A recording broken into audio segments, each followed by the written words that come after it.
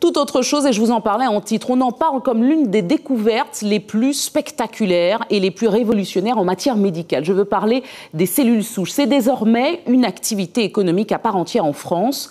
Le Parlement l'a autorisé mi-juillet sous le contrôle de l'Agence de la biomédecine et la décision a été validée par le Conseil constitutionnel début août. 5 projets de traitement des maladies cardiaques, du cancer de la peau et du diabète sont en cours. Mais alors comment fonctionne la thérapie cellulaire ? Avant d'en parler avec notre invité, chercheur, voyez ce reportage.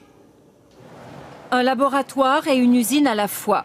Ces biologistes manipulent des cellules humaines destinées à réparer un organe malade. C'est la thérapie cellulaire. Pratiquée ici pour la première fois à l'échelle industrielle. Avec ce laboratoire public de 80 millions d'euros, la France part à la conquête de la médecine de demain. Le marché de la thérapie cellulaire est un marché en pleine émergence. C'est une réserve de croissance considérable. Il progresse de 20 à 40% par an. Si on veut être le leader demain, il faut investir aujourd'hui. En effet, de 500 millions d'euros en 2012, le marché de la thérapie cellulaire devrait grimper à 5 milliards en 2015, 10 milliards en 2020. Ici, on fait du sur-mesure. Le principe est de guérir un malade avec ses propres cellules. 5 projets de traitement sont en cours. Ils concernent les maladies cardiaques, le cancer de la peau ou encore le diabète. Nous avons choisi de commencer par des maladies toujours très graves, en fait rares, voire très rares. Donc c'est quelques centaines de patients par maladie en France. La thérapie cellulaire, Patrick Oxemery, 61 ans, est l'un des tout premiers à en avoir bénéficié. Il a servi de cobaye alors qu'il souffrait d'une insuffisance cardiaque sévère. Il y a 3 ans, je n'aurais pas marché jusqu'ici. C'est pratiquement certain. Hein. Et en pire, c'est que je n'aurais pas remonté cette côte. Pour le petit faux plat qu'il y a. Ça, je l'ai vécu. Et donc, pour moi, maintenant, c'est presque revenu à la normale. Voici son cœur. En mauve, la partie abîmée, suite à une artère bouchée. Des cellules de moelle osseuse lui ont été prélevées, puis mises en culture et réinjectées pour réparer la partie malade. Au CHU de Toulouse, 10 patients ont déjà bénéficié de cette thérapie. 8 d'entre eux vont bien. Un espoir pour les milliers d'insuffisants cardiaques. Plus la population vieillit et plus il y aura d'insuffisants cardiaques, donc de patients fragiles et avec des techniques qui ne sont pas si lourdes que ça, bien moins lourdes que la transplantation comme on l'a dit, on peut espérer toucher une grande partie de la population. La thérapie cellulaire, un marché qui donne des idées. Certains laboratoires privés proposent déjà de conserver vos cellules, de les faire rajeunir et de les réutiliser un jour peut-être. Un pari qui coûte tout de même 47 000 € à celui qui croit en la jeunesse éternelle. Christian Drapeau, bonjour. Vous êtes chercheur, titulaire d'une maîtrise en neurophysiologie. Avec vous, nous allons tenter de démystifier ce qu'on a appelé les cellules souches, le plus spectaculaire progrès scientifique de notre époque. Est-ce que les cellules souches peuvent remplacer la greffe ? C'est un des domaines dans lequel on a le plus de développement aujourd'hui, c'est-à-dire de prendre des organes, cœur par exemple, vessie, des différents organes, de digérer tout ce qu'on a comme tissu autour de ces organes et de reconstituer votre propre organe à partir de vos propres cellules souches. Alors effectivement, il y a des promesses vraiment intéressantes pour pouvoir remplacer les greffes avec vos propres organes.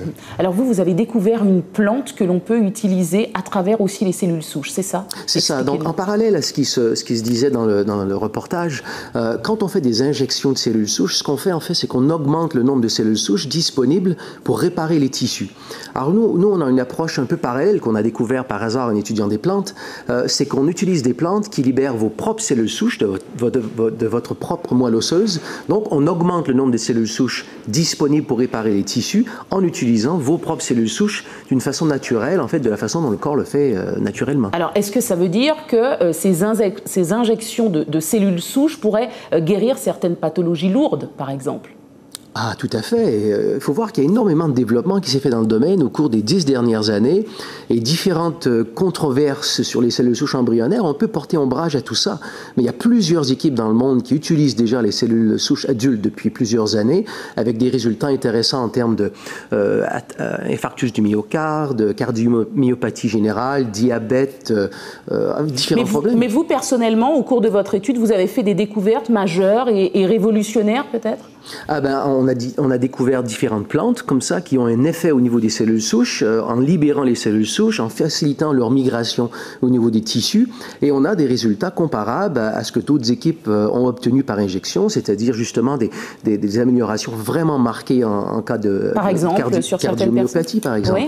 Des gens qui étaient sur des listes de transplantation cardiaque et puis 2-3 mois après se retrouvent avec des vies tout à fait normales. Mais alors pourquoi la pharmacopée française a pris autant de temps pour permettre justement une activité économique réelle, comme on l'a dit au mois d'août? Pourquoi autant de temps si c'est vraiment vérifié? Oui, c'est une question qui est assez complexe parce qu'il y a différents éléments. Premièrement, c'est une explosion dans le monde de la médecine. Je pense qu'on n'a jamais vu quelque chose de pareil. La littérature scientifique est tellement prolifique dans ce domaine de recherche que personne n'est vraiment au courant de tout ce qui se fait. Donc plusieurs laboratoires à travers le monde ont développé leur propre protocole et d'autres laboratoires ne sont pas au courant. Donc il y a eu une espèce de confusion, si je peux dire, scientifique. Donc c'est un des éléments. Autre élément, c'est une approche qui n'est pas, je dirais, guidée par le diagnostic. C'est pas guidé par un Parkinson ou un Alzheimer ou un diabète, c'est guidé par un phénomène physiologique du rôle des cellules souches dans le corps. Donc du coup, ça rentre pas bien dans la conception médicale traditionnelle. Donc il y a différents éléments qui ont fait en sorte que ça a tardé un peu à démarrer, mais c'est déjà utilisé depuis plusieurs années. Vous organisez une conférence dimanche. Dimanche, ici à Madiana en Martinique et en Guadeloupe samedi, justement sur tous ces sujets. Merci beaucoup. Merci Christian Drapeau. Je rappelle que vous êtes chercheur et titulaire d'une maîtrise en neurophysiologie. Vous nous avez parlé des cellules souches. Merci beaucoup. C'est moi qui vous remercie.